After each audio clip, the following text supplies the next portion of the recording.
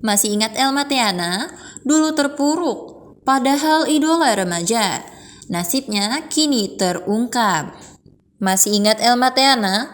Wajah lembut, suara kalem, dan gaya bicara santun itulah ciri khas Elma Teana yang melekat kuat di benak penonton sinetron era 90-an. Elma Teana bukan cuma aktris, tapi juga simbol gadis ideal di masanya. Cantik, bersahaja, dan punya aura keibuan sejak muda. Nama Elma Teana mulai melejit di usia belasan. Ia sering mendapat peran utama dalam sinetron-sinetron keluarga dan religi yang tayang di awal era kejayaan televisi swasta.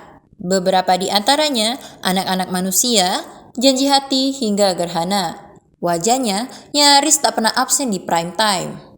Ia menjadi idola yang disukai ibu-ibu sekaligus dicintai para remaja. Tak hanya di sinetron, Elma juga sempat menjajal dunia tarik suara dan merilis beberapa lagu pop religi yang cukup dikenal kala itu.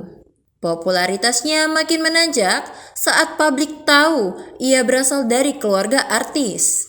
Meski sempat vakum beberapa tahun, Elma Teana kembali mencuri perhatian publik setelah memutuskan berhijrah.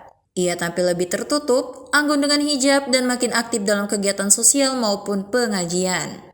Tak lagi memburu kamera, Elma kini memilih untuk hidup damai bersama keluarga kecilnya. Yang tak kalah menarik, Elma Teana juga pernah belak-belakan soal perjuangan finansialnya pasca vakum dari dunia hiburan.